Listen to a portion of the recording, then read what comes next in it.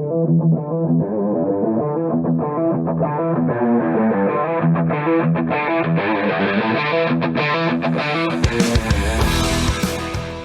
to the Automotive Diagnostic Podcast. We're going to explore ways to sharpen our diagnostic skills, find learning resources, and hear from experts in the automotive field. Hey, what's going on, automotive world? Welcome to another episode of the Automotive Diagnostic Podcast. My name is Sean Tipping, and I will be your host once again for today's show. Joining me on the show this week is Lucus Underwood and David Roman of the ASOG podcast. Hopefully you've checked that out before. If you haven't, there'll be a link in the show notes, and I highly encourage you to do so.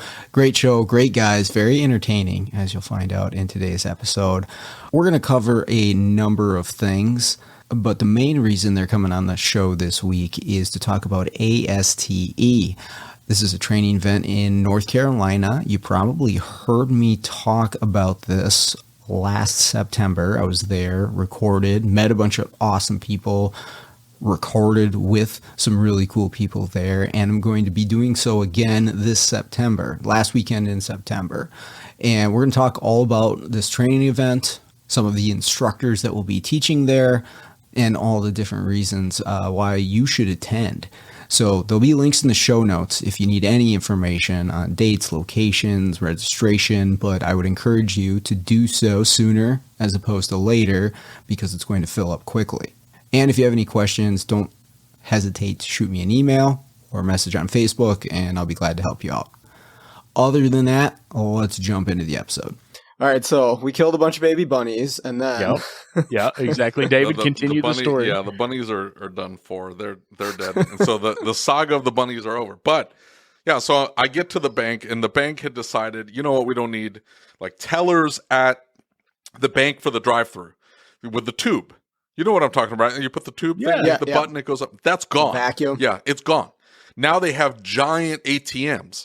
And so you put your debit card in and you hit the password and stuff like that. And it asks you, do you want to talk to somebody or do you want to just do this yourself? Of course, I want to talk to somebody. Otherwise, I would just go to the ATM, which used to be on the end. But I want to talk to somebody. Otherwise, I wouldn't be here. And you know what I don't want to do? I don't want to get out of the car and go into the bank. I don't want to do that. Otherwise, I would have just done that. Instead, I just want to drive up. I want to hit a couple buttons, tell them what I need, and then I'm gone. Never get out of the car. It's all air conditioned. That's in tow. I'm listening to my YouTube. And like everything's set. No. That was too difficult. So now they set up these giant screens, and I had to take out $1,020. They don't let you take out $1,020. You got to talk to somebody. Okay, fine. Jeez. So I'm sitting, I hit the button. I'm on a time crunch, right? I have to drive all the way to one side of town, all the way to the other, pick up my kids, and get back here by 6:30. And so I get all the way, and I hit the button. I'm like, okay. And I'm waiting. And there's people inside the bank. But apparently it has to alert somebody that, hey, somebody wants to talk to somebody live. And then somebody has to walk over and get in front of the screen and set up their headphones and set up the whole Zoom thing to then Zoom in to then talk to somebody to then maybe tell me, oh, I'm sorry, we can't do that. You got to come inside. So I said, screw it. I pulled around, went inside. Whatever, fine. Drove all the way back, picked up my kids, had to answer a few phone calls. So, Lucas, I needed a micro HDMI to regular HDMI cable. And that's what I ordered. Right. I ordered it from Micro Center. All I have to do is walk up to the customer service desk, swipe my card, I'm out the door. And that's what I did. I drove all the way to Micro Center. At this point, I've wasted almost a half tank of gas driving all over the kingdom come to get to here on time with the stupid cable so I could set up the camera. And I get all the way here, get it all unpacked. I look down and it says mini HDMI, and I'm like, Dude, listen, you talked to the wrong person. You got to talk to Terrence, right? Terrence knows what you need. I don't know who Terrence is, but Terrence is one of the guys in the Kansas City Micro Center. He helped me find all kinds of cool stuff. I ordered this stuff online. Like, I hit the button, and I'm like, oh, you didn't order it from Terrence, bro. Maybe I made the mistake. Maybe I ordered the wrong thing because I don't want to just get ragey on the Micro Center people because I get it, right? Like, everybody's making $8 an hour. They can't find help, and you feel bad for everybody, and so you're like, okay, I'm not going to get ragey. I'm not going to lose my crap and just flip over this table and say, screw it, I'm burning it all down. I'm going to go look and make sure that I ordered the right thing first before I flip out. And of course, I had ordered the correct thing. Micro HDMI to HDMI cable. They just grabbed the wrong cable because apparently they couldn't read past the M. So no camera. No camera. So no camera. Okay, gotcha. Yeah. Sounds like I had really my great employee day, stay late. And I said, hey, don't leave. I got to drive all over Kansas City, but I'm going to be back here, and I just need you to sit in the chair so I could set the focus. Can you do that? He's like, I got this. Yeah, exactly. So I had him sit down, and I'm sitting there messing. I get the white balance right, and I got the little thing, and I'm like, okay, I'm good. This is as good as it's good as it's going to get. I just got to hook it up to the computer, and I pull out the cable, and I'm like, you've got to be kidding me. I'm done. You don't have another micro HDMI? No, I don't have 17 of everything like you do. I have one. Hey, we've never ran into this. I'm just using like the $20 webcam I got off Amazon, but this is why I stick with audio only. This whole story is I don't have to worry about all that That's stuff. fantastic advice, Sean. Interestingly enough, on the way over here, David, you kind of sparked it off for me and made me think about it. A friend of mine and I have been messaging back and forth over the past couple of weeks, and he's talking about the fact that he's burnt out in the shop he's in, right?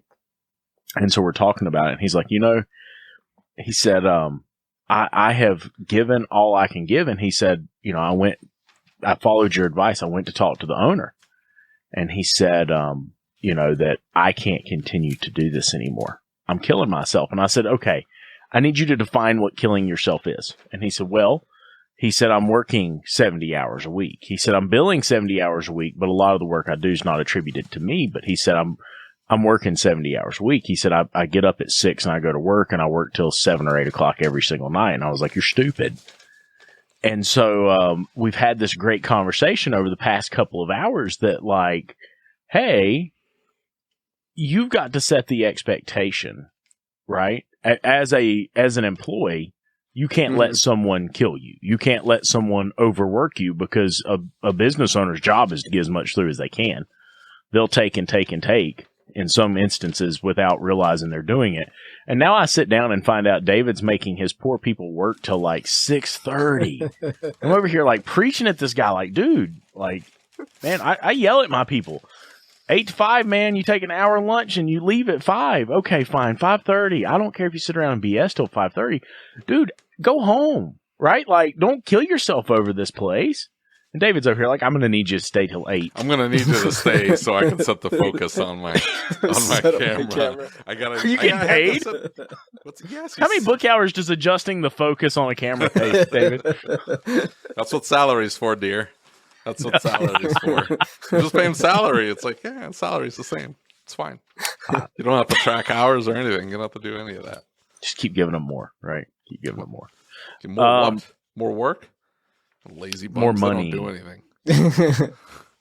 that's always more money's not the answer at all. Like, I'm not doing that at all. So Sean, I am pretty excited about the fact that you are going to come to ASTE, and this year you're going to have your very own podcast studio. We are too. Yeah. We're not going to be in the freaking hotel rooms. Did you record last year in your hotel room?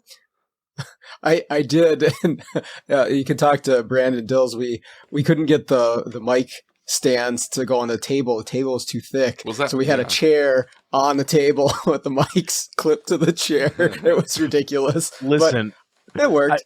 Bro, I'm going to tell you. Audio only. Listen, I'm going to tell you something, bro.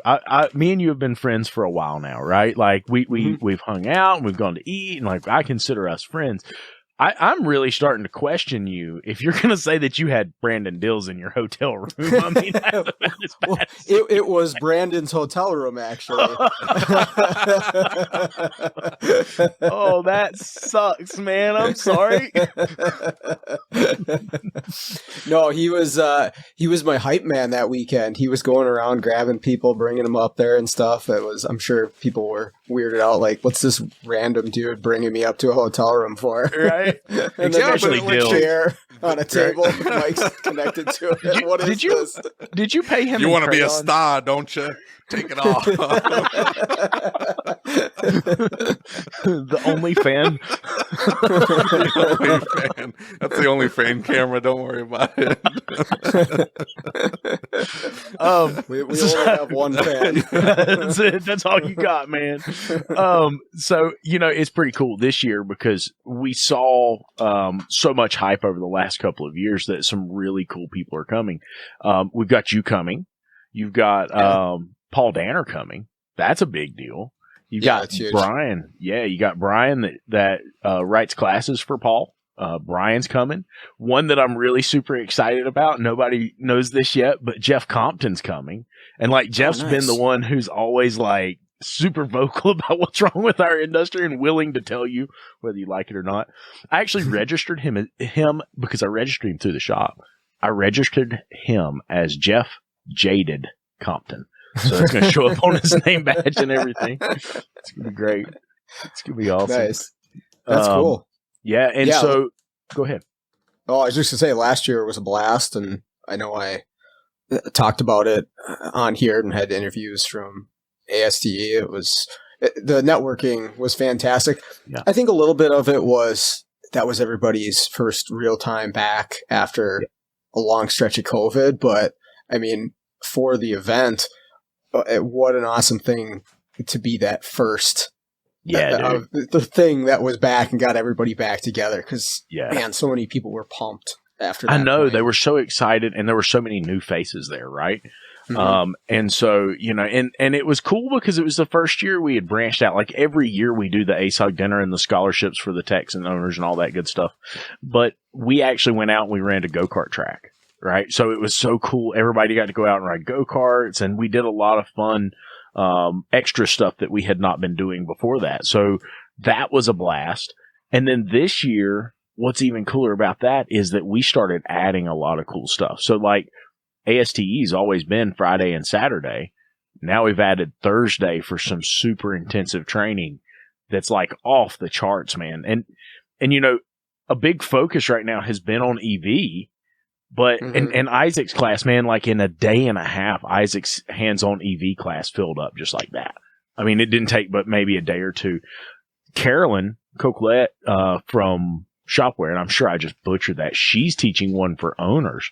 But I'll tell you what everybody in the shop has been super pumped about is Seth and Justin Morgan are going to teach a Pico 7 class. Oh, no kidding. So everybody here had upgraded their scopes to Pico 7, and it was different, and it was more different than they thought it was going to be. Yeah, it definitely is more different than you think it would be. So, everybody's like, oh, man. And so they became less efficient overnight. It was great. We stopped fixing cars altogether and basically sat around a laptop for a couple hours. It's cool. But that is a hands-on class, right? They are going to set cameras up on a car. There's going to be a car in the hotel. And they're going to be testing sensors. And I know it says something on there about it being BMW, but it's not about BMW. It is about Pico 7. And so I am super excited about that. Everybody in my shop signed up for that one. I am excited for my guys to become efficient again. It's going to be great. No, that's really cool. There's some big names right there. I know there's more too. Yeah. Brandon, is he teaching? Yeah, so not on Thursday. So on Thursday, you've got Carolyn teaching the best EV business practices. So really for owners. You've got 0 to 400 volt with Isaac, and it's the advanced fundamentals of hybrid and electric vehicle technology. And that's another cool thing that got added this year is CTI came out and said, hey, we're right down the road. Let's use the R&D facility for hands-on classes. Right? And so dude, I don't know if you've ever been, they've got some of the coolest tools in the world in that place. It is literally set up to be the development center for the classes that you see. Now imagine going in there and having the opportunity to use the tools and see exactly where they're recording the classes and do the hands-on work with them, man. That's huge. Sure. That's cool. Yeah, I mean, even just since last year, it's growing. It has. And so first 3 days, conventionally you were seeing 50 and 60 registrations for the first 2 weeks, right? The first 3 days, they were over 600 registrations, right? Like it was just like that. Wow. Also on Thursday, you've got the Garage Gurus. So they're doing ignition system failures and diagnostics. And then for shop owners, they've got, or service advisors, they've got Cecil Bullard teaching the sales and advisor class on how to sell. And you know, I got to be honest with you, I think a lot of the mobile guys who are out, they're kind of branching out on their own right now. They're just starting this thing. I think that would be big for them because it's going to help them communicate better with the shops as a whole. It's going to allow them to know how to speak to the shop and talk in a term that the shop can understand. I was going to ask that. I mean, you think it's worth it for a tech to take a shop management course while they're there, even if maybe they're like, well, I'm not interested. I'm not going to do this stuff. Yep. I mean, is that a benefit? Because I can't say that I've ever actually sat down and taken one. So I talked to Brian Pollock about it. I talked to the guy that I was telling you had some issues with his shop on my way over here that I was talking to. I talked to Jeff Compton.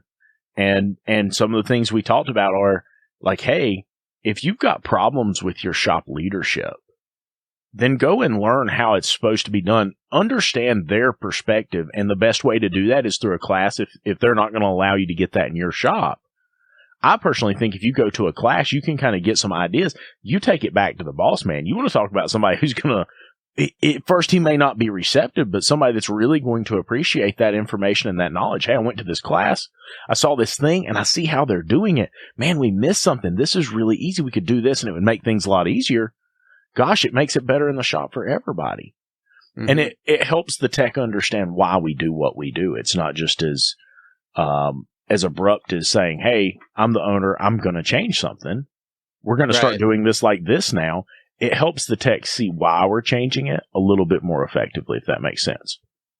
Definitely. It's where you can lose some confidence in somebody if you're like, are they just changing stuff just to change stuff? Is it just because they're upset with the numbers and they need to mix it up, or do they have a plan, a strategy? And it's right.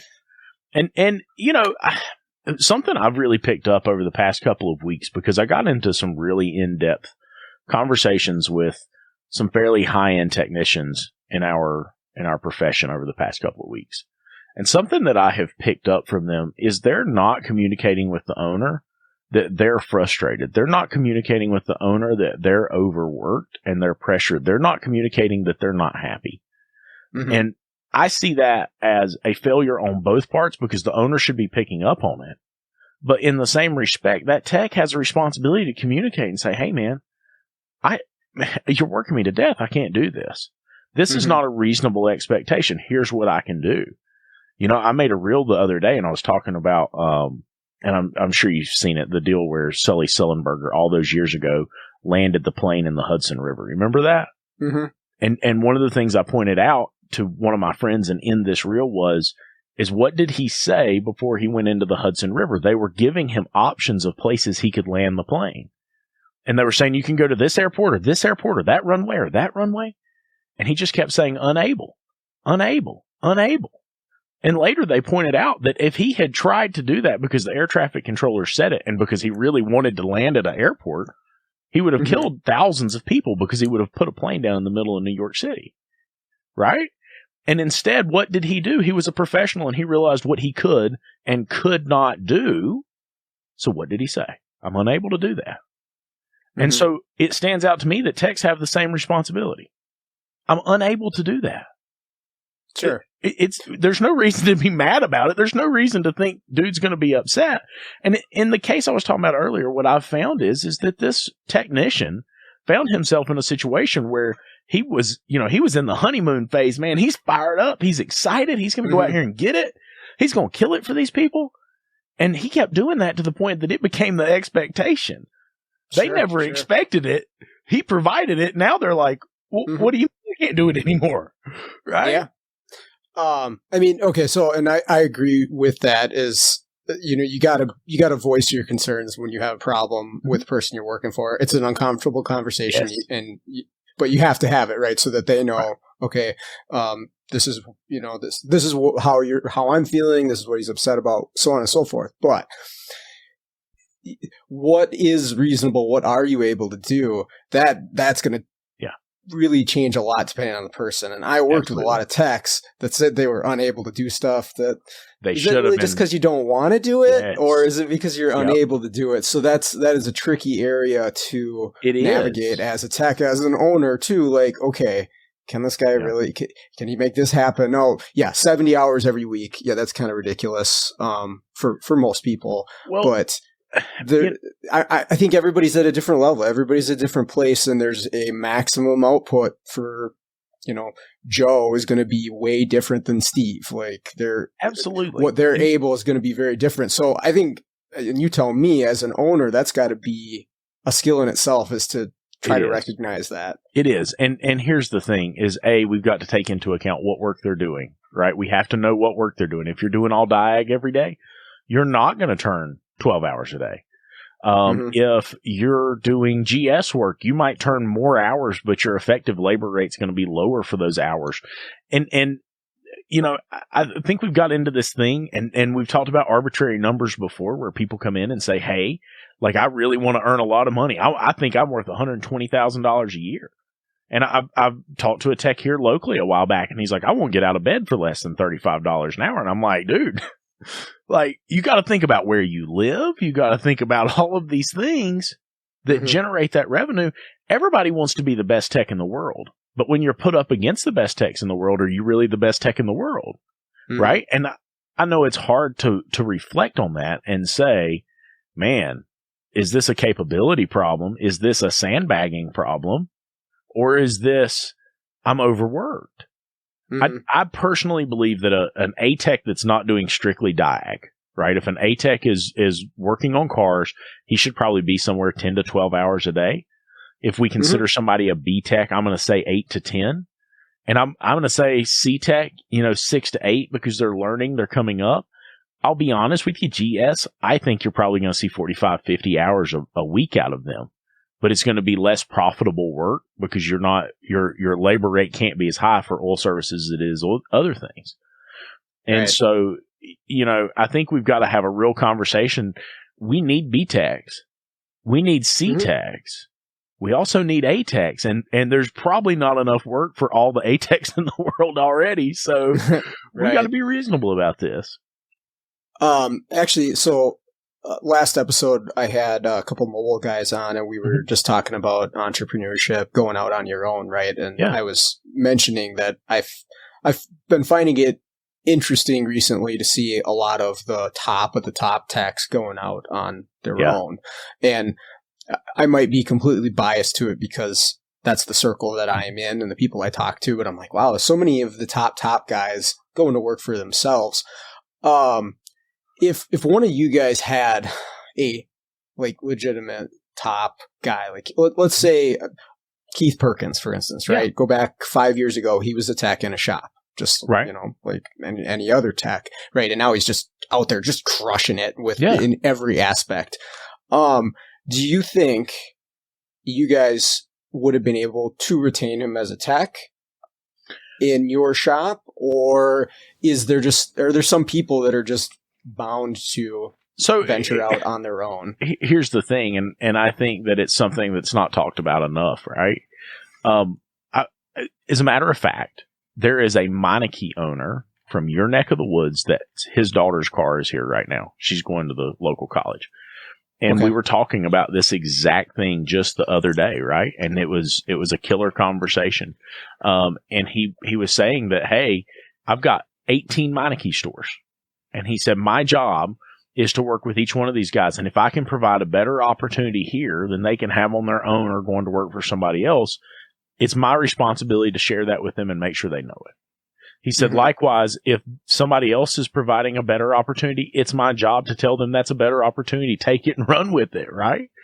And so and maybe I'm different, but my belief for my business is this, Sean, is I am looking to figure out how do I take my business and achieve the dreams of my people, right? Zig Ziglar said, you get where you're going in life by helping enough other people get where they're going.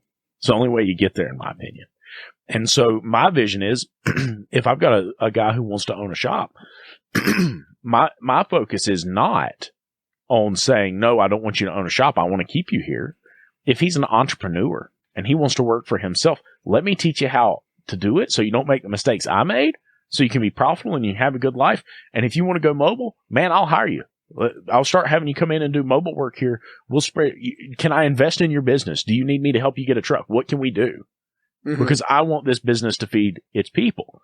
Now, in the same respect, I think we could keep them, right? I don't think there's any concern with these shops paying appropriately to be able to keep somebody like that in-house. But I'll tell you where my concern is. What do we do when they hit 55? What do we do when they hit 60? What do we do when they can't be a production line tech anymore? And we don't have a shop that facilitates a manager and educators, and how do we do that? Mm-hmm. And so I think at the end of the day, we do have to have alternate options. I'm going to be honest. I worry about some of my friends that started mobile operations because I worry about, I talked to Skundrich about this a while back. What is the end game? Are you storing money back? Are you putting something to have something later in life? Are you creating an investment? I've talked on our podcast at length about a guy here in town who had a shop, and he thought that shop was going to be his retirement. And it turned out the shop wasn't worth anything. It didn't have any value. How are you going to retire on something that doesn't have any value, right? Mm-hmm. And so I don't want to see mobile guys get out and not understand the financials of the business and back themselves into a corner. Right. You still got to know how to run a business. Yeah, and that van and the equipment that's going to be outdated is, unless you really get something special going, that's not going to be something that you can sell for crazy amounts of money at the end of the road. So probably even more so than a brick and mortar. I mean, at least if you had a physical location, that there's a physical location to sell. But yeah, a mobile setup, definitely, that is a huge consideration to take into account. And so how do we as an industry lift up the mobile guys? How do we take care of the mobile guys? Because I think for so long we've really focused on what we're doing in our own businesses, and we've focused so heavily at this little small center that we're in that we didn't look at the rest of the industry as a whole. We didn't look at the rest of the profession and say, hey, gosh, we don't have a very good reputation. People are leaving in droves. Why is that? Right? And I think we got to work together to fix it. We've got to work together to begin to have a change in the industry. And if that means lifting up people who are moving on, come on now. I mean, it's almost like they think they're going to hurt them. They think they're going to hurt their business. Sean and I can look out front here and I can count 5,000 cars in 2 hours. Come on. Yeah, right. Another shop, a mobile guy, he's not going to hurt your business. It's ridiculous. Yeah, well, and if you're a savvy business owner, you can, like you say, use it to help your business. Yeah. And some of the more successful shops that I go to, at least from my perspective, are the ones that see it as a benefit to them, that this is going to save them time and make them more money, as opposed to if I wasn't coming in and doing this stuff. And the ones that look at it like an expense, that's the opposite end of the spectrum, because I don't know, the mindset's completely different for business with those types of people. Well, it is, but I'm going to tell you something. I have used mobile guys. Now, I don't have any local mobile guys. I've had to have Brandon come up a few times. What I utilize a mobile guy for is not even programming or the hard diag stuff. I'm like, look, we are overloaded. We're behind on diags. I've got too much work to go through here. I mean, like right now, we're 43, 44 cars deep in the shop. We got 3 bays. We're going as hard as we can, full pace, and people are dropping cars off as fast as we can get them out the door. And so I use somebody like Brandon to come in and say, hey, you take these 10 cars, you rock them out today. The guys will be in here fixing them. You diag, write them up, get them up here to my advisor. I'll pay you whatever you ask for that, because it keeps me moving. Right? It keeps the revenue stream moving. I think mobile guys are extremely valuable if they're good at what they do. Yeah, there's a Firestone store store manager did that same thing just last week. Like, hey, we're slammed. I know my guys can solve these cars.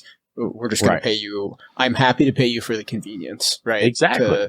To get this stuff moving. And that's actually something that I've discovered on my side of the things too. Lots of people have talked about it, but I'm learning this stuff for the first time, where you take what you can make in an hour, right? Okay, I could make X amount of dollars in an hour if I was working, providing my specialized service, or I could take that hour and try to do this one thing to save $10, I could pay somebody half of that rate to do for me and go out and make money instead. Exactly. And so anytime because I'm the kind of guy, do it yourself. I've always been like, I don't want to pay anybody for anything if I can do it. And I'm finding more and more, it makes so much more sense. I know. You listen, you can go to a steakhouse and let them cook you a steak, Sean. I promise. Like, it's okay.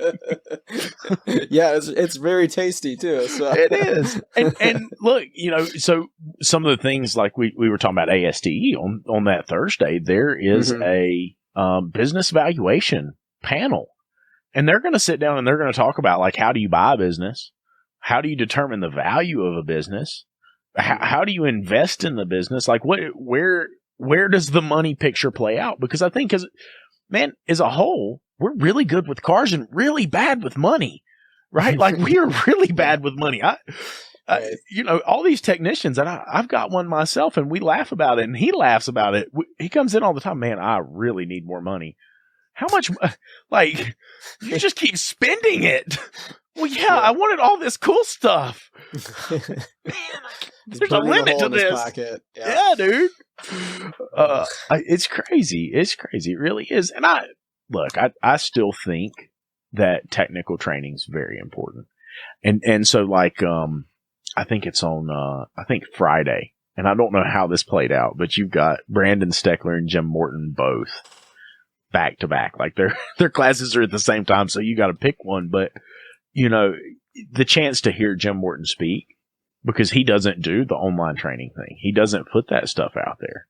Right. That, to me, even if just for the chance of getting to hear him talk about it because he's so passionate about it, man, that's worth it for me.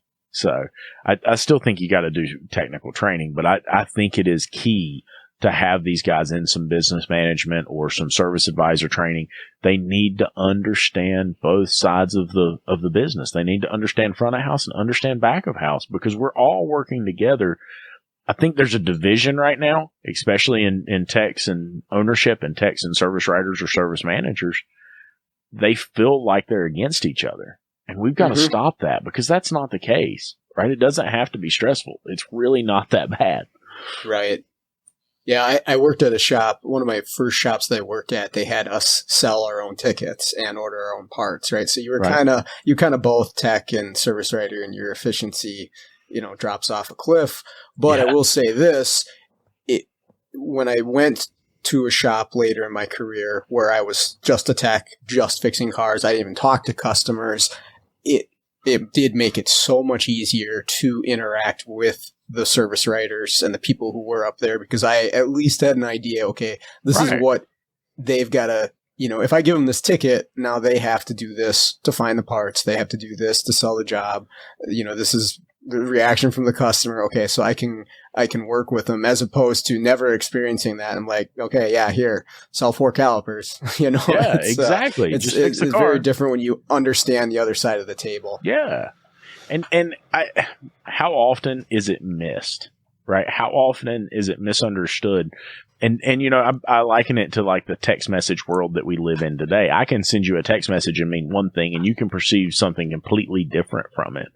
And I think we have that in communication from front of house to back of house, and we talk about this tech who feels overworked. And I specifically said to him, if I'm asking my guy, can this be done today? Dude, I don't need you to freaking lie to me so I feel better. I don't need you to tell me, oh, yeah, I can get it done. Nah, man, like, if you can't comfortably do it, say, I can't comfortably do it. Okay. Right? I'm not going to be mad. I don't care. It's not the end of the world. I just need to know. But talking about, you hand something to a technician and they go, I can't do that. No. What are you talking? Who else is going to do it? Like, am I supposed to find somebody here to do this one thing? Like, sit down, read the service information, and get the work done. What are you talking about? That's not what I'm talking about. I'm saying, let's say, for instance, what this tech explained. Okay, he's got a Honda. I think he said it was a Pilot, and at 4:15, his owner comes to him and says, "Hey, we had promised this Honda Pilot today. It needs a water pump and either a timing belt, timing chain, something." I can't remember what he said. He's like, it was 14 hours on the ticket. And dude literally walked up to me and expected me to have that done today. And I'm like, are you sure he expected you to have that done? Like, I need to understand, like, are you positive that he wasn't just saying, like, can you have this done? Whoops, we messed up. We promised this. I know it's not going to be done. Here's the keys. Get it when you get it. He's like, no, he expected me to stay until midnight and get it done. Was he smoking crack? Right? I mean, David, on the other hand, I'm sure David does that, right? Like, David's an asshole, and he just wants his money in his boat. And I'm not saying gotten a boat yet, that, so I don't know where this money's going. Apparently, that's unreasonable. There's a gross miscommunication there. That's my point. Well, that's what I'm trying to say. You're talking about an extreme there. Like, no rational person is going to look at a 14-hour ticket with an hour and a half left in the day and go, hey, you need to get this done, or we need to stay tonight and knock it out. It's like, okay, so you want me to be here till 3 a.m? Like, that's unreasonable. Nobody's going to expect that normally. But, what you're advocating. I've gotten that request to to Firestone before. Yeah, so. Well, and that's part of the problem there. I mean, that's nuts. That's somebody that wants to get the sale come hell or high water. They don't want to tell the customer, hey, it's going to be 4 days. They want to say, oh, yeah, we'll get it knocked out. You just got to say yes. And I mean, you're doing a disservice to the customer. You're doing a disservice to the technician. To what end? Maybe you hit a bonus. But I mean, that's my point. As the owner's like, what? I'm just going to end up destroying my relationship with my technician. I'm going to do a disservice to my customer, possibly ruin my reputation. What quality work is actually going to go out the door? It's rushed. Right. Like, so you're screwing everybody every which way up and down this entire process. Are there shops like that? Yeah. Are they independent? Are there independent shops that are like that? I don't know that there are a lot of independent shops that are doing that. This is an independent shop. And that was my point, though, is that this technician said yes and got the work done. Right. And I thought that was completely unreasonable. And my point to him was say, hey, it's 4:15. There's no way I get that done. Communicate. Right. And they're used to going to him and him being the yes man. I'll get it done. Don't worry about it. And my point is that you can't always do that. You have to be haptic feedback's not the word, but there has to be feedback. You have to provide feedback. You can't just sit there and take everything that comes at you and say, yes, I can do that. No, I can't do that. This is safe. That isn't safe. That's your responsibility as a professional. That's what I'm trying to get across is I'm not saying like, no, I'm not going to be able to do that job for you. No, that's not my point. Like, we're the same way as you are, David. We want to learn. We want to grow. We want to figure out how to do the job. If we don't have the tools, we'll buy the tools to do the job. If we shouldn't take it on, we won't take it on. But, there's very few things that we won't undertake. My point is that if it is something you just shouldn't do, if it's something you don't have time to do, and everybody's still pushing to get it done, somebody's got to be there to say, hey, bad idea. I'm not doing this. Mm-hmm. Yeah, it's keeping that relationship with the technician too. Because I remember there were days, where, hey, it's Friday and I'm leaving for the weekend. I want to get out of here at my scheduled time to leave, right? Because it was very common at Firestone. Well, you leave when the work's done, sort of mentality. But I would say, hey, I got to be out of here at 4 today because I've got this going on. And then if maybe you got that person who wants to hit their bonus, they're just all fixed on the numbers and they sell you that 10-hour ticket when, it's getting towards noon and you're like, hey, dude, I told you that, I wanted to be out of here by this time. And that, I think, really starts to breed that resentment between the front and the back shop when stuff like that's done. Who's driving that then? probably the incentive structure for the people up front, or the entire shop, maybe even too, but the whole incentive structure for the people doing it, because So people that are on commission, numbers a bonus, almost like they're being paid per job, so they have to pack in as many jobs into one day as humanly possible.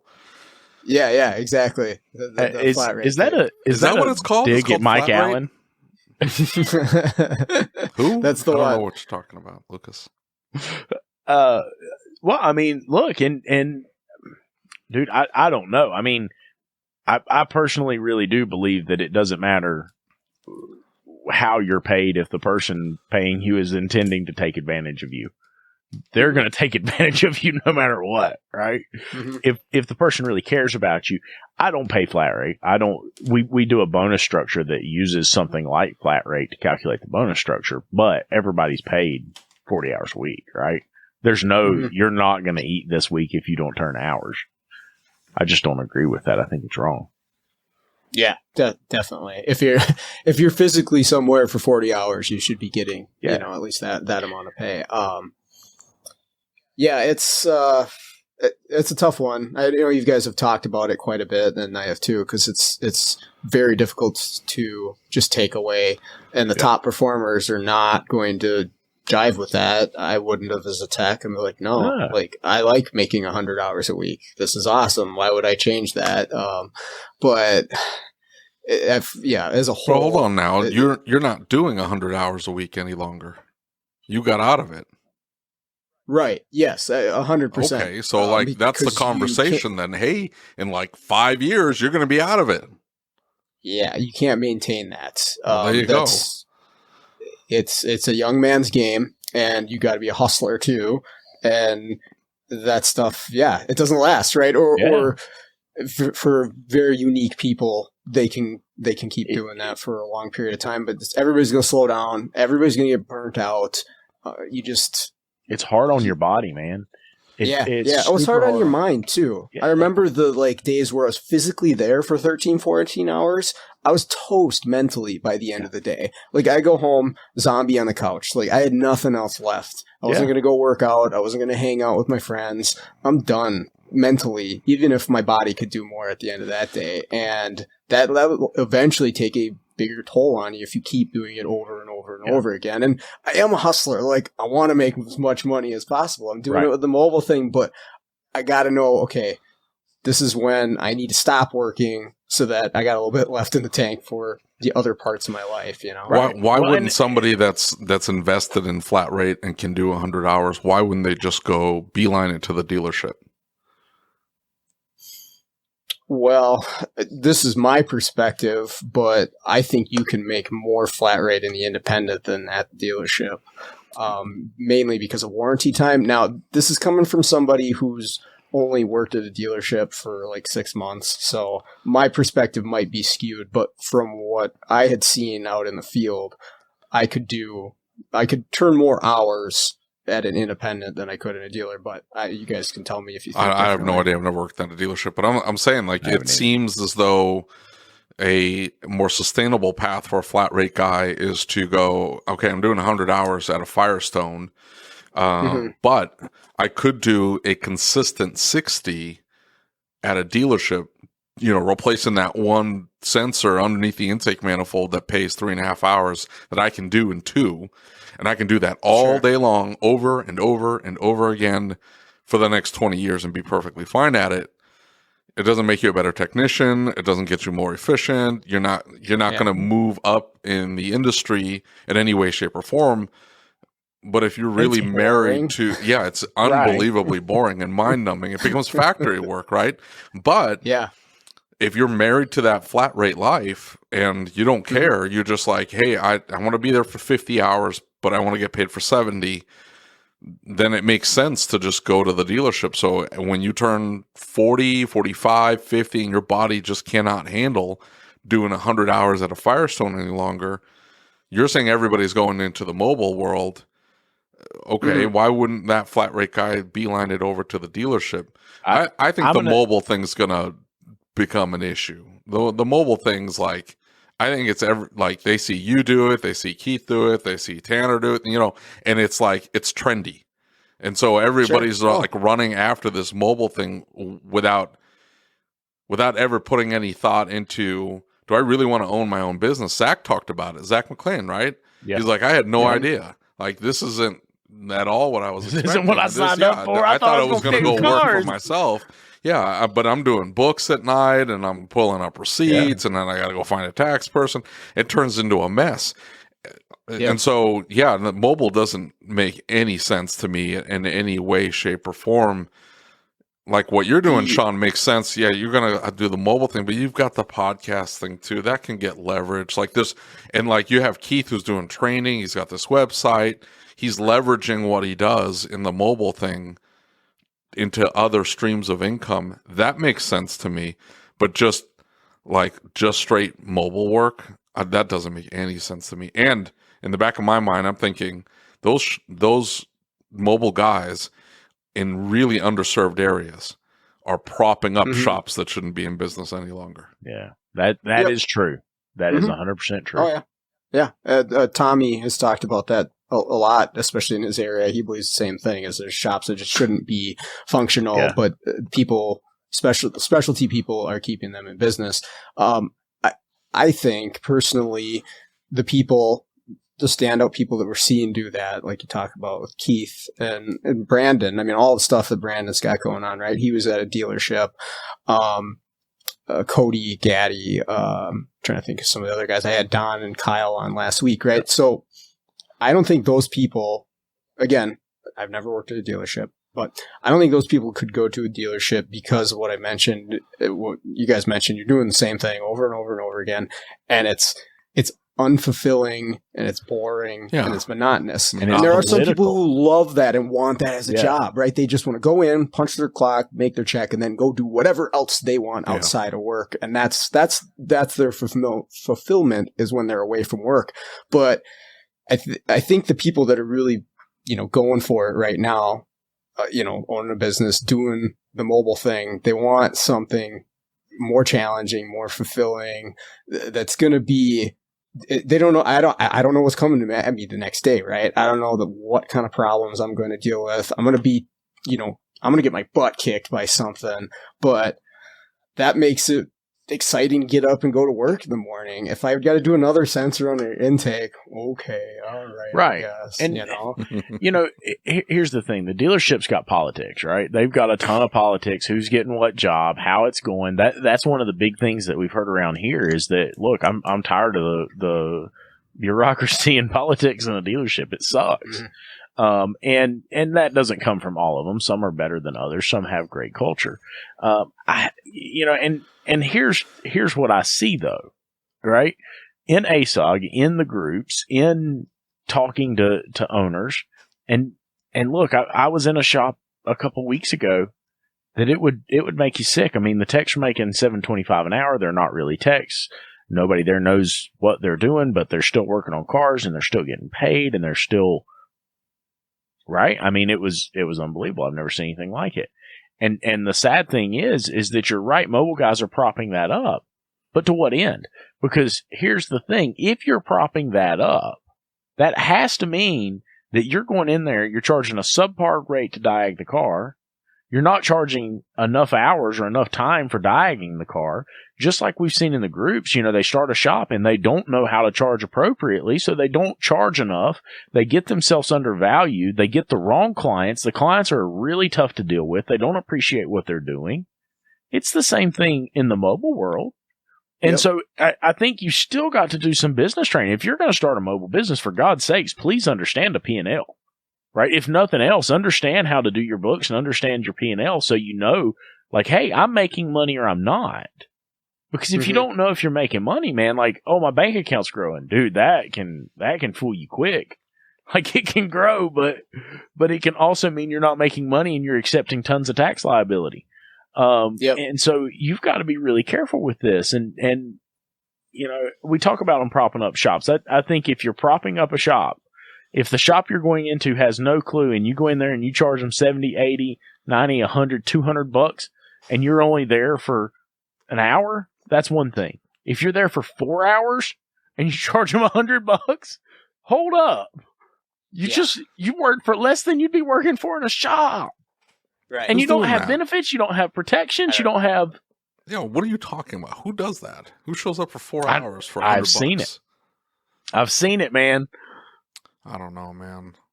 Maybe that's because I've got Brandon Dills. I've got dirt on him. Brandon Dills is driving all the way out to your shop. Right, I for saw him. $100. Listen, I saw him eating those crayons with the glitter in them, and ever since then, he's been willing to do anything for free. So,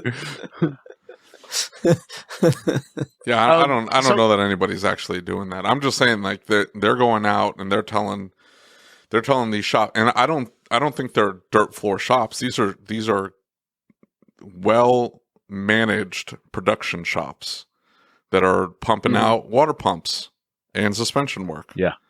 And they threw the sensor at the car. They don't want to let the car go. The sensor didn't fix it, and so they call the mobile guy. The mobile guy has to come out and do the diag work. And so they'll just pass that along to the customer, and the customer doesn't know any different, and whatever. And instead of investing and keeping that guy in the shop, like you're saying, Sean, keeping the guy in the shop, paying them well, training them, setting them up for success, they're letting them run off to do this mobile thing and going, that's fine, I'll just hire another guy that can do suspension work all day long. And if I need you, great, I'll call you and I'll pay you your $250 trip fee to come out and do some diag for me, and I'll just pass it along to the customer. I just that business model, the shop. I'm not talking about the mobile guy. The shop. That business model needs to die a horrible, fiery, painful death. I agree. And the mobile guys are propping them up. And I understand it from what Lucas did. Like, it makes sense if I'm backed up with work and, my diag guys hung up and my other 2 guys or other 3 guys can't, I know that this diag is going to be over their heads, right? Because there's going to be some BS and some can line, this, that, and the other, and they need the scope out, and this is going to be more than just checking for powers and grounds and just stuff like that. It makes sense to hire a mobile guy. Hey, come out. I need you to bang out these 4 or 5 diags. Yeah, I'll pay you whatever. I'll pay you $250 a car, or whatever it happens to be. That makes sense because I'm going to make money on the repair. And it absolutely makes sense. Maybe I'll eat a little bit of the diag fee or whatever. I'll just break even on the diag, but I'll make it on the back end just to get the car out the door. That makes absolute sense. Yeah, absolutely. Hire the mobile guy. But hey, I don't have this equipment. And it's not because, like, if I had to program a BMW, like, I'm 100% calling a mobile guy because I do not have the BMW computer. I'm not going to try it with an Autel. That's not going to be a thing. So, but I don't see enough BMWs for it to be an issue. You see what I'm saying? Like, I'm not going to see that BMW. I might see one more this year. And so that needs this type of setup. I'm not going to spend the money, whatever, $6,000 with Seth to have him ship me, and then I got to figure out how to use it, and I'm on the phone with him, this, that, and the other. And for one car, thinking that I'll make it up on the back end, dude, I'm never going to make that money back. So yeah, hire the mobile guy. But, I don't want to flash a BCM on a 2010 Tahoe. Like, why don't you have a J-Box? Like, the most basic of flashing, you don't want to do because I don't want to figure out that computer stuff. That shop needs to go. Also, that stuff doesn't make me any money. And yeah, we bought a J-Box, but it sits in the corner. But hey, my guy's too busy doing that water pump. I'm not going to spend the money training that guy how to pull that computer out and bang it out. Lucas, we hear this all the time. I really wanted to get this machine figured out. I really wanted to learn this computer. I wanted to learn the flashing. I wanted to learn the stuff, but my shop didn't want to pay me to do it. Yep. They didn't want to pay for the training. They said that I'm not going to use it. It's not worth it to them. Every day. The technician is gung-ho. The shop has no interest in investing in the technician. That's like 60-70% of shops. I hate to say it. 60-70% of shops. That's what they're doing. That doesn't make me any money. That water pump will. Those suspension parts will. So go do that. That's what's killing the industry. That. And that guy says, you know what? Enough is enough. And they go become a mobile guy. And then we start the process back over. Where that guy could leave that shop and go find a better shop. Starve out those shops that aren't investing in their technicians, but they're not. They just keep going back. I don't know why they keep going back, but they keep going back. It's a thing, right? It's a plague, right? Why? There's a lot of really bad shops, and there's bad technicians too, but they're not feeding each other. Well, Sean, let me ask you this. You ask, do you think we could keep them? Do you think we could keep them? It'd be tough because I think that some people, yourselves included, are just meant to go that direction, right? Yep. To forge their own path. And eventually, at some point or another, they're going to make their own thing happen, whatever that looks like, right? And so obviously that depends greatly on the person, but I think there are those people out there. I don't think that's the majority of mobile guys, though. Okay, and that's probably a fair statement too. That's probably a fair statement. I think some of that has to do with all the stuff they were talking about earlier that's driving people out. But yeah, there's just those people that are like a Keith that are just hyper intelligent too, and so if he's if I'm his at boss, ASTE, by the way. Yeah, he's going to be down at the CTI Center, I believe he said, right? Mm-hmm. If I'm his boss, he's going to be able to figure out, the way to run my business better than I can. It's going to be tough to keep him as an employee, right? Exactly. So there's always instances like that. But you're talking about a 2 standard deviation person. That is unique such people. Yeah, and the only reason why I own a business is because I'm a terrible employee. I'm entirely same here. I am entirely unemployable. I am, man. Okay. I recognized it probably 15 years ago. Like this is, I was working for a big corporation. I'm like, this is going to end in a fiery crash. This is not going to end well. And it was because, I'm butting heads with people, my upper management, I'm butting heads with them. I don't agree in the direction. I don't toe the line. That's just not me. So, I knew very quickly, I got to go do something myself. And if I don't, I'm going to be bouncing around from job to job forever. And it's not now it's laziness, but it wasn't always laziness. I used to be a hard worker. Hey, there is a video, and I've got it somewhere, but there is a video of David's ex-employee, and she comes in and she's just casually walking into his office, and it's him sitting there just cackling and laughing at a YouTube video, and he's just sitting there, and she walks up and stands there and records him for 3 minutes, and he turns around, he's like, what the hell do you want? What get out of here, get back to work. She sent me that video the other day. Did she? Maybe that plays a part in it too, right? Hey, we eventually get to the point that working for someone else, right? The ball and chain, the confinement of that is part of our problem. And for me, I'm trying to build an organization here, especially as we move into the new shop. I'm trying to build an organization that gives, Eric's getting a little bit older. Eventually he's going to need to retire. Where can we move him as his health declines and he slows down? Because we all slow down, right? What options do I have for him? And if Terry's talked in the past, I'd love to own my own shop. Great. Let's talk about how we get you there. And I think that's how we keep those people. You are doing a horrible disservice to that poor boy. Why in the hell would you tell him that? That's what he wants to do.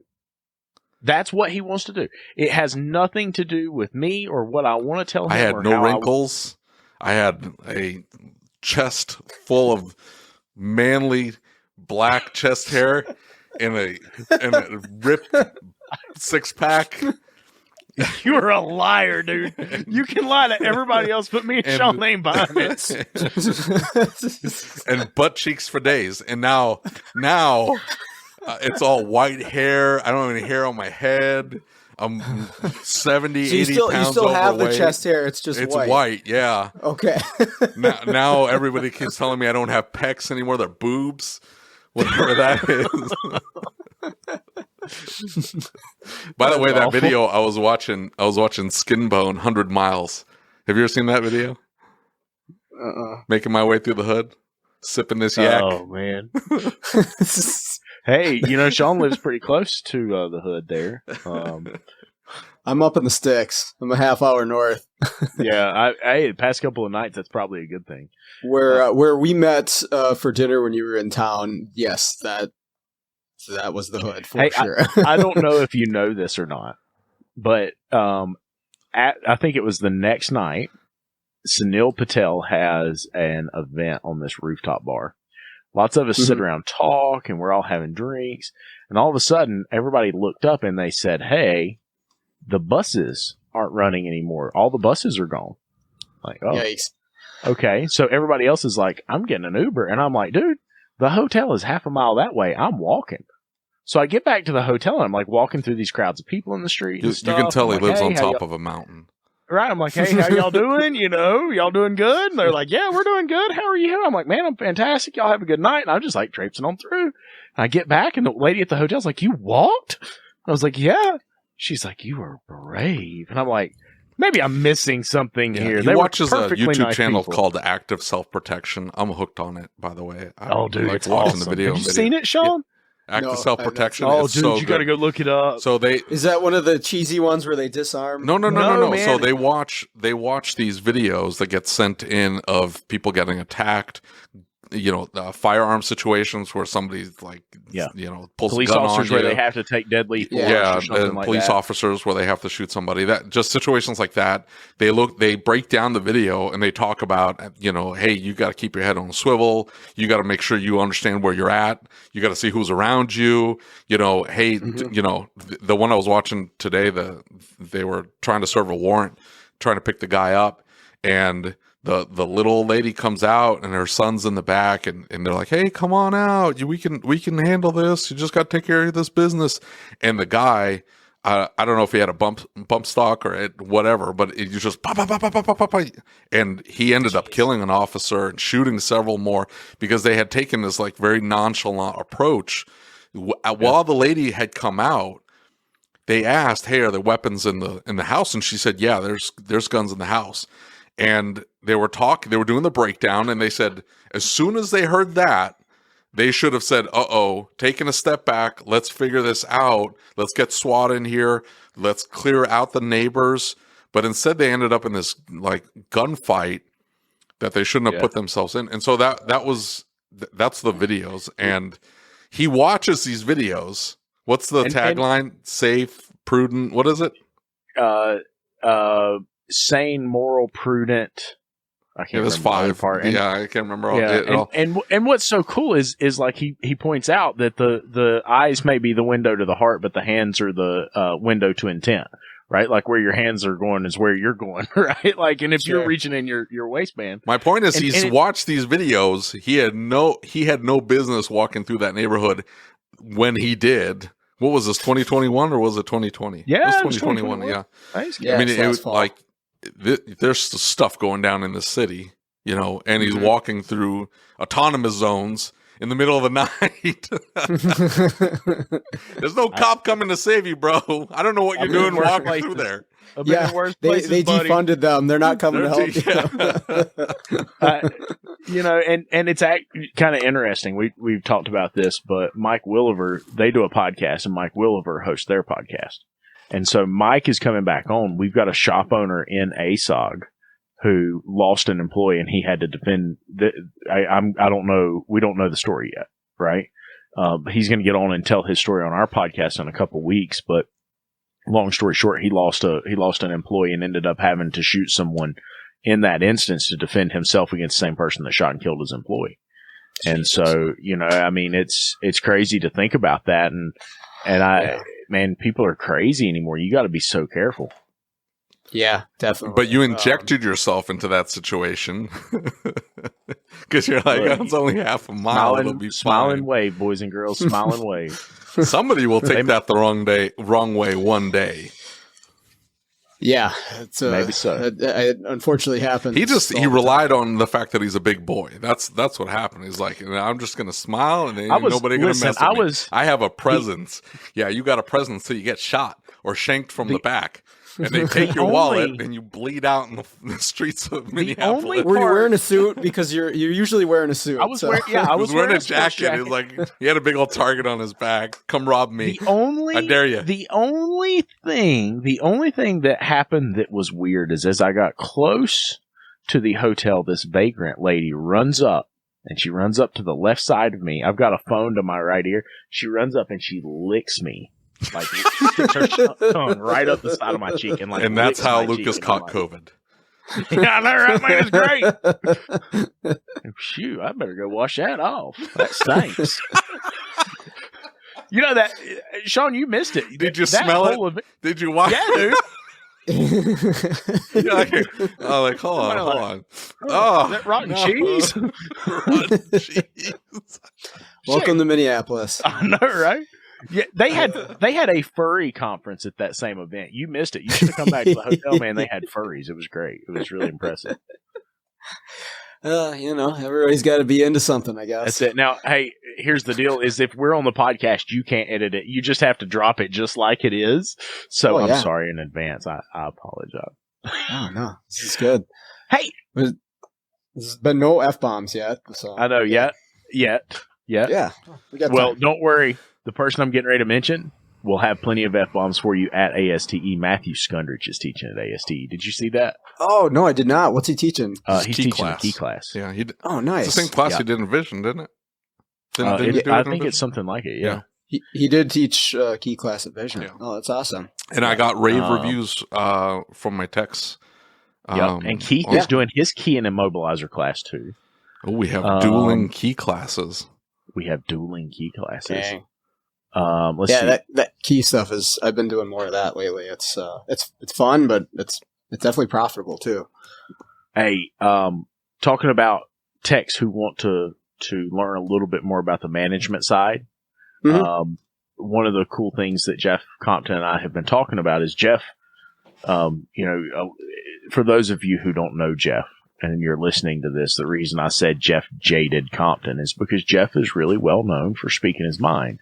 He's been really frustrated with our industry and some of the things that have been happening and the way techs have been treated for a long time. And I've been friends with Jeff for, almost 10 years now. And I really have listened to what he said because he's been from the dealership to the independent to the fleet shops. He's been through a lot of this. And he's got some really interesting perspectives. And when you hear him talk, you understand that what Jeff is talking about really coincides with what a lot of other techs are talking about, what they've gone through. And so over time, Jeff has become known to be jaded because, like, if you're a tech that comes in asking for diag help, he's straight up going to be like, dude, I'm sorry. Like, I don't know what to tell you. This is like, if you're not putting in the work, I'm not helping you. And in the same respect, like he's willing to call a shop out like nobody's business.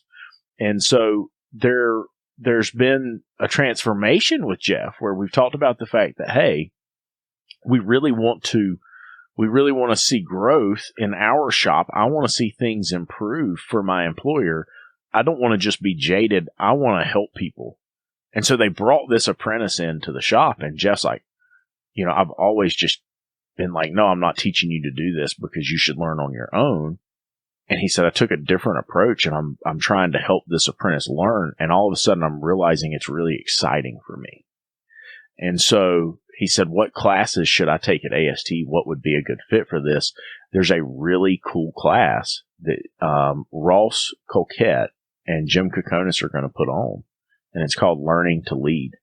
And it's a lot about shop culture and about why we do what we do and how we do it. And Jim's told me a lot about this class. If you have interest in moving to the business side, if you have interest in being part of what fixes our industry, man, I would sign up for that class. It looks like it is going to be legit. So if somebody does want to get registered and sign up for ASTE, where do they go? And I can put the link in the show notes. But yeah, David, you got the link? You know the link off the top of your head? They just need to go to the website, asog.site. ASOG.site. Go to our website. You can click right on the banner. Link. That way everybody knows you came from Sean Tipping or came from us, so we can just tell everybody, hey, look, we're awesome. We got 3 clicks, bro. Do you guys you have the dinner going too? Yes. What's the deal with that? Man, it is going to be fantastic. David, He has no idea. He hasn't done any work. David set it all up. Like, the only thing I needed him to do is get us some sponsors. We're still working on that, Lucas. So we have our speaker lined up. He's going to do a whole thing. It's going to be awesome. 45-minute deal he's going to do. And we have the venue already set. We're still negotiating on the food. By the way, I need to figure out what we're doing about the food, Lucas. So I'll message you about that. They quoted me. This menu looks awesome. It is Fat Boy approved, and I'm excited about it. But it is way more expensive than I was expecting. So we got to figure out what we're going to do with that. So we might be having wedding food, is what he's trying to tell you. We're going to have like not just wedding food, fancy wedding food. And so this year we're doing, for those who don't know the dinner we're talking about the ASOG dinner, and ASOG is the Auto Shop Owners Group on Facebook, and it's more than just a Facebook group. It's a 501c3, and the 501c3 really came to create a hunger for training for owners in the beginning, and then over time we've really seen that there's a lot of shop owners who need help. There's a lot of technicians who need help. And so through these dinners, we sell tickets to attend the dinner, and we request folks come in and sponsor the dinner. And in doing this, we're able to take a technician and a shop owner from that shop to an event like ASTE. We've never done the technician thing. Yeah. So we've always sent shop owners. This year we wanted to do a technician and a shop owner from the same shop. Yeah. So that's cool. You send both of them from one shop. Hopefully we can do 2 shops. We'll see how it works out. But you're talking all expenses. So we're going to fly you out. We're going to put you in the hotel. We're going to cover the training. We're going to cover your food, your transportation, back and forth from the airport and whatnot. And your technician's going to be able to take technical classes, maybe a management class or 2. And the shop owner's going to be able to take the training that he or she needs to become a better shop owner for the technician. So everybody kind of wins in that situation. Yeah, that's awesome. Yeah, the speaker that you guys had for the dinner for Vision, he was fantastic. Man, he killed it, didn't he? Yeah, definitely. I really wasn't sure what to expect, but that dude was knocked it out of the park. Yeah, this one should be pretty good too. I've seen some of his clips. I was a recommendation. I think he's gonna kill it as well. So this should be really, really good. The facility is beautiful. It's awesome. We're gonna get the entire building. They gave us a discount because we're a 501c3 charity. So I'm excited. Yeah, cool. It's gonna be fantastic, man. It really is. And I can't wait to see you there, Sean. We've got you hooked up. So I can't wait to see you attend. I hear that. We should expect Paul Danner and Brian Pollitt and Jeff Compton will be there. We are going to have panels at ASTE, so we're going to have not necessarily panels, but more open discussions. Something that's not really been done this way in our industry for a while now. So I think we're going to see a lot of really cool things happen at this event that we've not seen at any other event. What's the dates? Oh, gosh, I don't know. Hang on, I don't know either, so that's why I asked. Let's see. So why it is the 29th of September through October 1st. Most people come in. What they do is they book their room on Wednesday night. So they'll come in. They'll stay Wednesday, Thursday, Friday, and Saturday night. So it's 4 nights. If you book your tickets to ASTE, there is a room block. As a matter of fact, this year, we rented the entire hotel. Every single person staying in that hotel is from the automotive industry. So every single person that will be there is automotive technician, service advisor, trainer, shop owner, right, mobile guy. The who's who of the automotive world will be there. And so, again, it is October 29th, 30th, and October 1st. Or September 29th, 30th, and October 1st. Awesome. Yeah, I'm excited. That's going to be fun. Yes, sir. I can't wait, buddy. It's going to be great. Cool. You guys got anything else? Listen, don't ask David that. Dude, he can ramble on for hours at a time about senseless BS. You want to know where to eat in Kansas City? We can talk about that. God, that was an important topic. What are you talking about? That was important. Consider how many people go to Vision. It was important to cover the restaurant choices while at Vision. It makes sense. Like, go out and try some of the great food in Kansas City. Definitely. Yeah. So that was an important conversation. You're just taking it out of context. You're just talking about restaurant. No. I was trying to make sure people knew where to eat, man. It's good. Yeah, it's important. That's part of the fun of traveling is the restaurants. Otherwise, like, what's the point? Dude, I am telling you. That's like the best part. And listen, Sean, I know you've not been to dinner with David yet. You've got to bring your A game if you're going to go eat with David. Because he orders things, and when it shows up on the table, you don't know if it's dead or alive. Okay? And like, you have to quickly expand your horizon of things you're willing to eat. Because you go to restaurants and you're like, listen, do you have any like chicken strips or anything? Yeah. And they're like, no, this is what you're getting. Do you have ranch? Do we have what? Chicken, yeah. I need some chicken tendies and some ranch. Not that spicy ranch. I need. That's it. Y'all ain't got ketchup? And I mean, I'm dead serious. Like, he gets some stuff brought to the table, and he's like, hey, listen, by the way, it's not actually cooked. What they do is they pour acid on it, and it cooks it. Oh. Ceviche. You ever had ceviche It was before? good. It was good. That's a real thing. Ceviche? Yeah, dude. Hey, listen. So, I'm telling you, ceviche is fish or shrimp that is cooked with lime juice. Oh, so okay. a whole bunch of spice and stuff like that in there, and it sits in the lime juice, and that cooks the fish or the shrimp or whatever, and you throw down. It's delicious. The look on Nice. Sean's face, the first bite of Wagyu, like actual A5 Wagyu he ever took, and he realized it was still cold. He was like, I don't know, man. I don't know about this. Didn't we order? Yeah, Didn't we order beef tartare at the restaurant in Pennsylvania? Didn't we get beef tartare? Yeah, we did.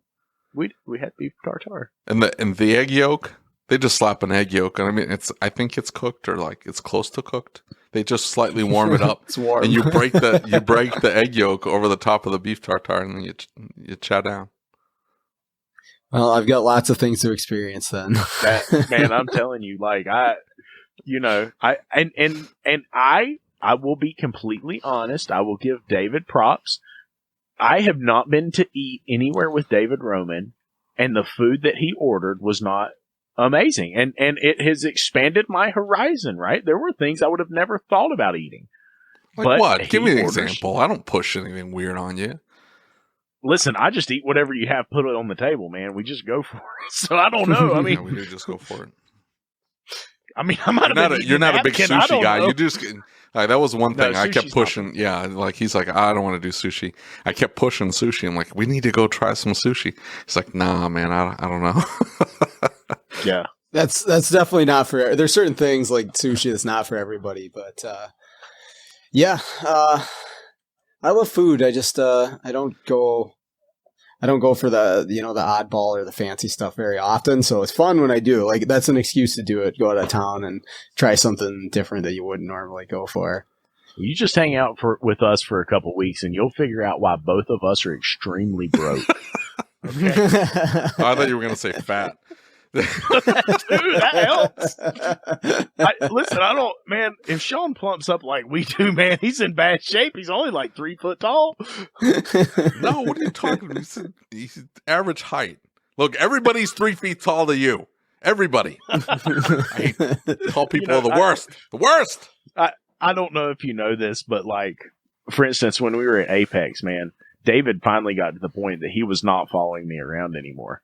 And I turn around and look, and I'm like, what? And he's like, I am not trying to keep up with you anymore. My jeans are smoking because I'm walking. I'm like, what? He's like, I'm chafed. I'm like, God, I'm walking in a basic jog. He's like, I got short legs, man. I can't help it. Yeah, you guys have been to like every automotive show this last year, haven't you? Yeah. We went to every single one we could get our hands on. Probably one of the coolest was the opportunity to go to ETI Tool Tech. ETI is awesome.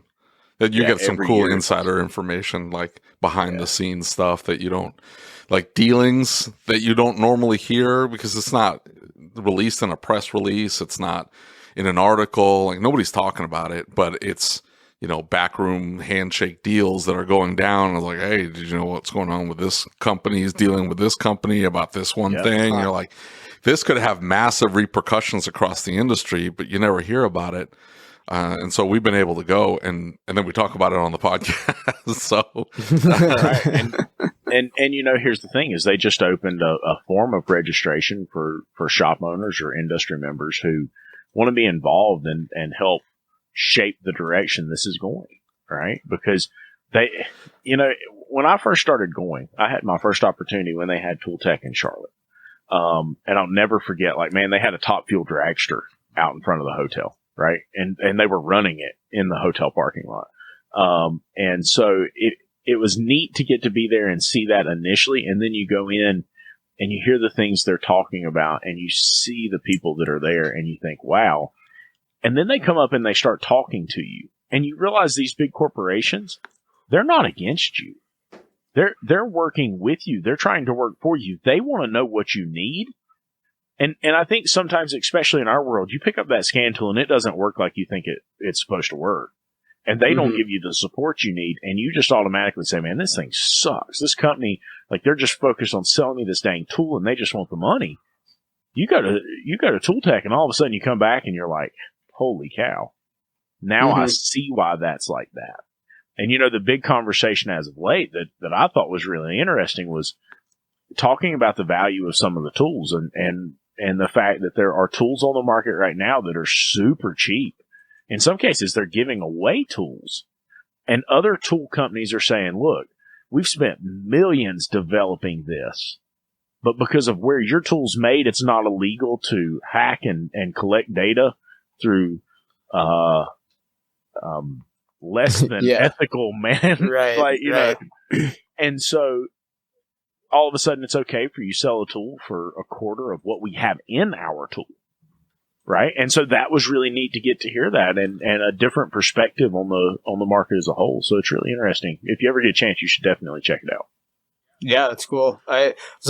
When you guys release the podcast episodes where you're at these different trade shows, I hadn't even heard of several of them, but it's definitely cool to know what's out there. And those are the events where, excuse me, you meet people, you start networking, and you get to find out stuff like that, or you get to see, behind the face of a company or even just somebody that online, and you get face-to-face time with them. You're like, okay, this is a really cool guy. Or maybe, hey, this ain't a cool guy. I don't want to talk to him. But, it's that face-to-face that you got to do that. That's why I try to avoid everybody. It's like, you don't want to meet me. Trust me.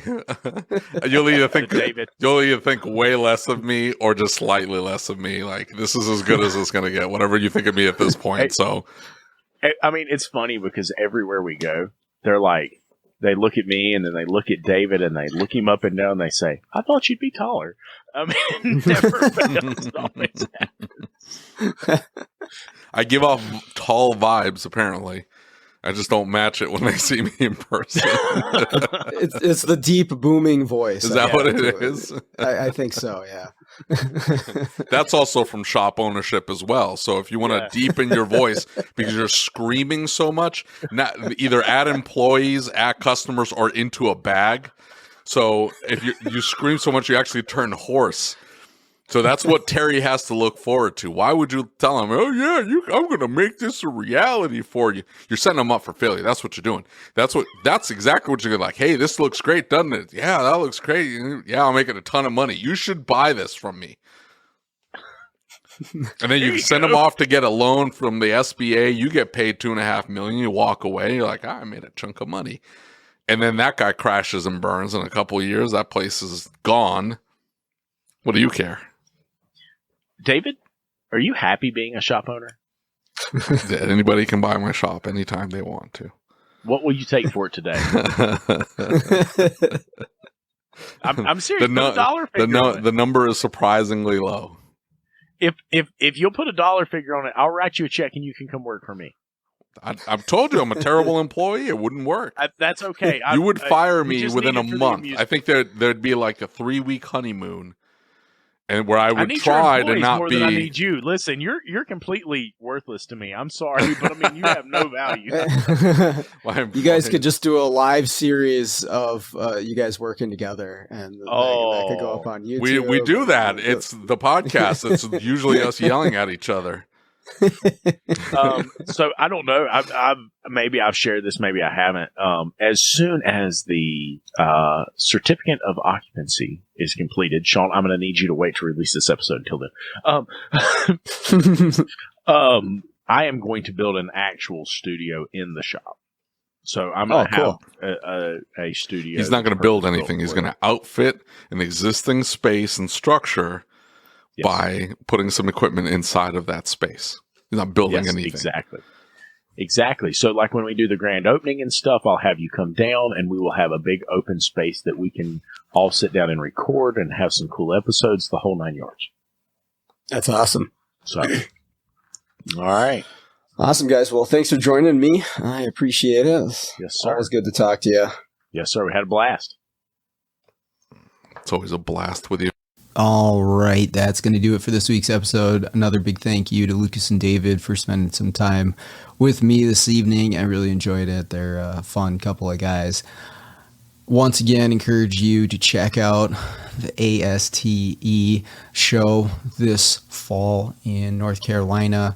The dates, the registration information, all the details are going to be in the links that I'm going to include in the show notes for this episode. So all you got to do is click on them and you'll find everything you need. If you have any other additional questions, feel free to reach out to me via email or Facebook, and I'll be happy to help you out. Hey, the other thing too, before you go, I am now a registered distributor for Top Don equipment. So this is scan tools, ADAS equipment, battery chargers, maintenance reset tools, and even remote programming and diagnostic stuff. They got a lot of really cool stuff, and I can help you get some of these tools in your hands. And if you reach out to me via my email or Facebook Messenger, I can get you the podcast hookup on any of the tools that you're looking at. So don't hesitate to reach out with any questions you got. I'm happy to help you out there. But with that all out of the way, thank you for listening. Really appreciate it. And let's all get out there and start fixing the world one car at a time.